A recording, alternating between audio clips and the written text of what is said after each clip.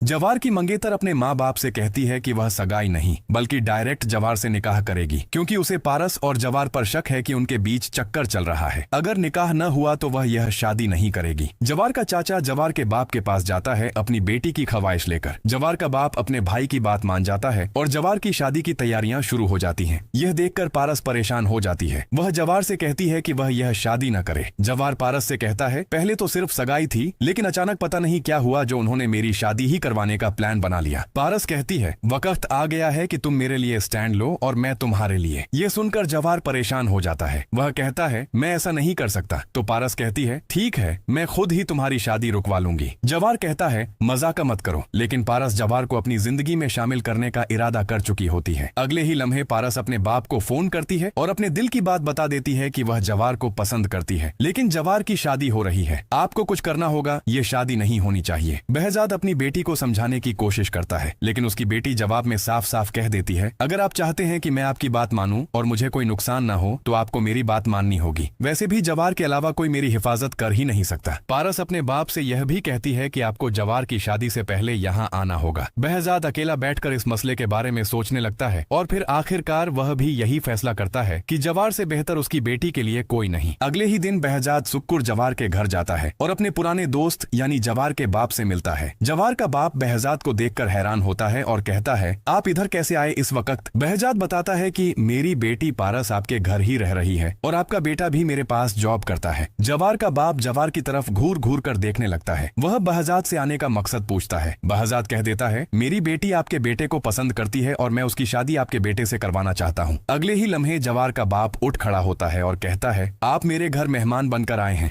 मैं चाहता हूँ कि मैं आपकी इज्जत करूँ और वैसे भी मैं अपने बेटे की शादी कर, आप अपनी बेटी को लेकर यहाँ से चले जाए। जवार कहता है, पारस यहाँ से कहीं नहीं जाएगी क्योंकि मैं इसकी हिफाजत कर रहा हूँ। वह यहाँ महफूज है। दुनिया को यही पता है कि पारस इस दुनिया में नहीं है। अंकल के सारे प्लान पर पानी फिर जाएगा, ऐसा मत कीजिए। लेकिन जवार का बाप उससे कहता है कि आज के बाद तुम इस नौकरी पर भी नहीं जाओगे। जवार बहुत परेशान हो जाता है, लेकिन अगले ही लम्हे बहजाद मामले को संभालने की कोशिश करता है। वह जवार के बाप की सारी जमीनें कब्जे से छुड़वाकर उसे वापस दे देता है और कहता है, दुनिया की जो दौलत चाहिए आपके कदमों में लाकर रख सकता हूँ। मुझे बस अपनी बेटी की खुशियाँ अजीज हैं और अपनी बेटी की खुशियों के लिए मैं किसी भी हद तक जा सकता हूँ। बहजाद अपने दोस्त यानी जवार के बाप से कहता है, तुमने मेरा बहुत साथ दिया कई सालों पहले मेरे मुश्किल वक्त में, और अब जब तुम पर मुश्किल वक्त था तो यह मत भूलो कि मैंने तुम्हारा साथ दिया। वह बात अलग है कि तुम्हें बाद में पता चला मेरे बारे में। अब देखना यह है कि तुम एहसान फरामोशी करते हो या फिर मेरे एहसान को एहसान समझते हो। तुम्हें नई जिंदगी मेरी वजह से मिली है। यह सुनकर जवार का बाप मजबूर हो जाता है और मजबूरन फैसला कर लेता है कि पारस और जवार की शादी होकर रहेगी।